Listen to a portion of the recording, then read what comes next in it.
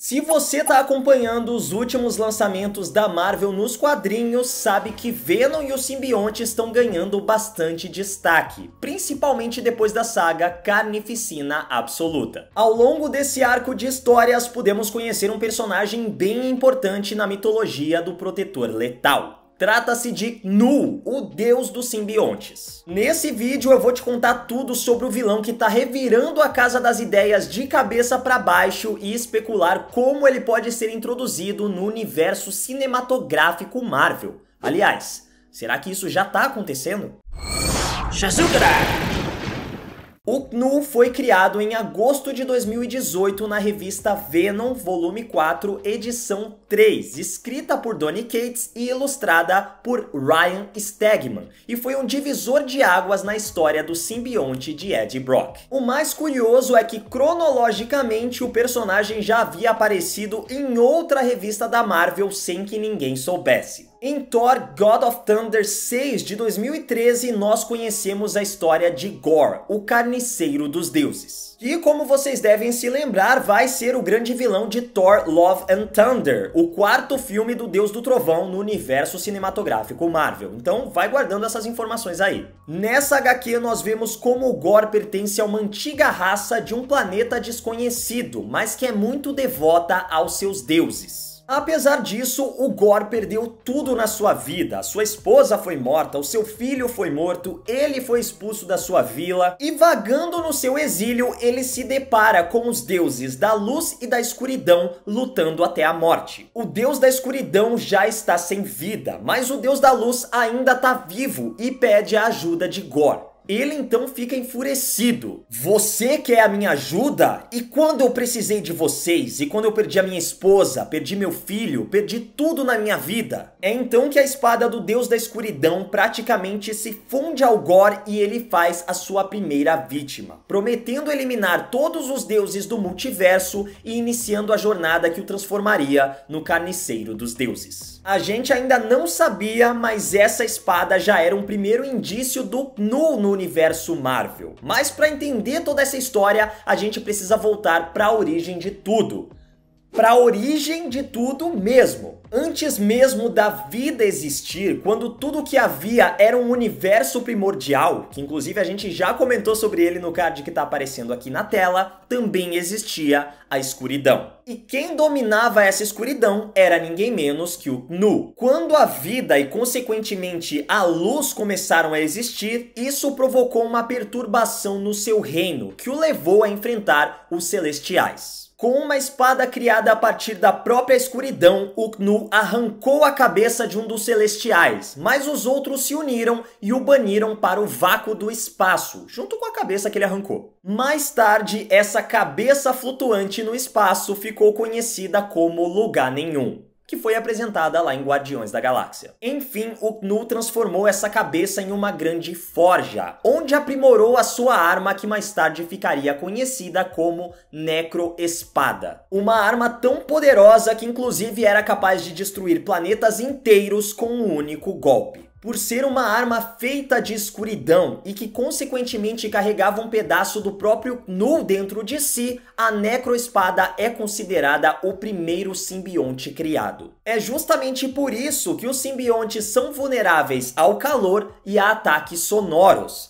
São cicatrizes da criação deles no calor da forja e pelo barulho das batidas no martelo enquanto moldava a Necrosword. Com sua arma em punhos, Knull começou a sua caçada aos Celestiais que o aprisionaram e transformava qualquer ser que encontrava em seu caminho em outro simbionte. Para isso, ele deixava neles um pedaço da sua escuridão, um fragmento que se ligava ao DNA do hospedeiro e que mais tarde seria nomeado de Códice. Lembrem-se desse nome porque ele vai ser importante no futuro. Durante a sua jornada, enquanto combatia esse ser que era considerado o deus da luz para a espécie do Gorr, o Knull acabou morrendo e a Necroespada acabou trocando de dono. O Gorr se tornou o carniceiro dos deuses e esse corpo do Knull realmente morreu. Mas a gente tem que se lembrar que o seu DNA já estava espalhado ao longo de milhares de outros seres pelo universo. Mas aí o Knull cometeu o mesmo erro que diversos outros seres cósmicos cometem.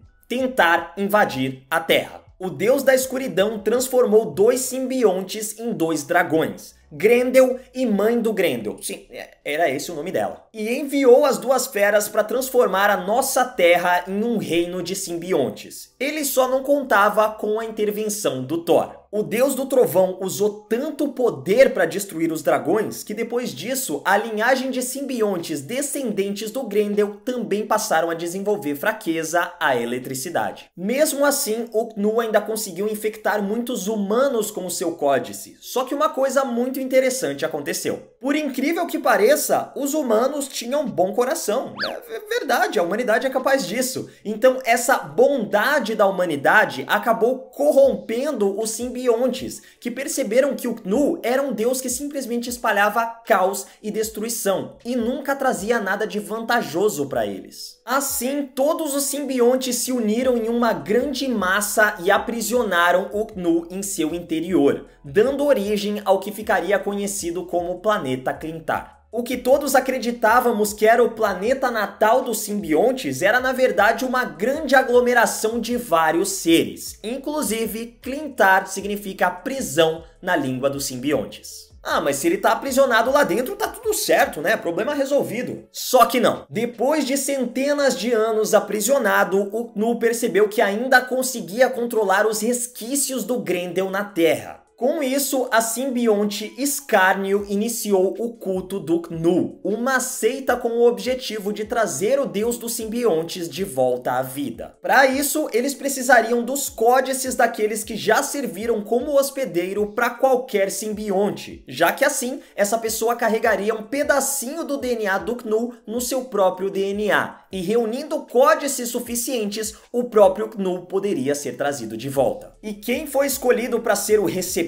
de todos esses códices e se tornar o novo avatar do Knu? Ninguém menos que o Carnificina. E o que está acontecendo nos quadrinhos agora é que o Knu conseguiu reunir os códices necessários, formou basicamente uma camada de simbiontes em volta da Terra e está enfrentando todos os heróis da Marvel ao mesmo tempo. A gente inclusive chegou a comentar o início dessa história no card que está aparecendo aqui na tela, só que a saga, que agora está sendo nomeada de King in Black, ainda está sendo lançada nos Estados Unidos, então a história não terminou. Mas vocês percebem como, se a Marvel quiser apresentar essa história no seu universo cinematográfico, o terreno já está sendo preparado? A gente já teve a cabeça gigante do Celestial apresentada lá em Guardiões da Galáxia. O Gorr vai ser o grande vilão do próximo filme do Thor, inclusive interpretado por Christian Bale. Eu tô muito ansioso para ver isso. O filme dos Eternos pode apresentar um pouco dessa luta entre o Knu e os Celestiais. Ou mesmo essa guerra pode ser atribuída ao Knu e outros seres, os próprios Eternos, quem sabe. E apesar de serem universos isolados, as relações entre Marvel e Sony vão melhores do que nunca. O Venom já ganhou seu próprio filme, a continuação vai trazer o Carnificina, existiam rumores até de que o Homem-Aranha do Tom Holland poderia aparecer no filme do Morbius. Então não é tão impossível assim imaginar que os simbiontes pudessem aparecer no universo cinematográfico Marvel. E até extrapolando ainda mais, já que eu realmente acho que isso não vai acontecer, mas se o terceiro filme do Homem-Aranha realmente adaptar o Aranhaverso,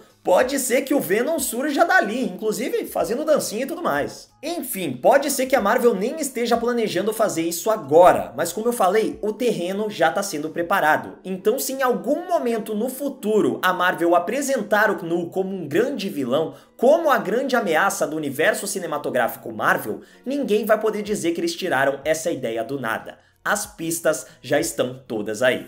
E se você gostou desse vídeo, não se esqueça de acompanhar a Legião dos Heróis nas nossas redes sociais, porque sempre tem muito conteúdo parecido com esse em todo lugar, inclusive no TikTok e no meu Instagram pessoal também, @MaidannaLH. É isso, Legionários, e que a força esteja com vocês. E que, consequentemente, mordi a língua, onde aprimorou a sua... que forjaram, que moldaram, quase, com o barulho das batidas do martelo ao modar. Ah não, cara! Não acredito, velho.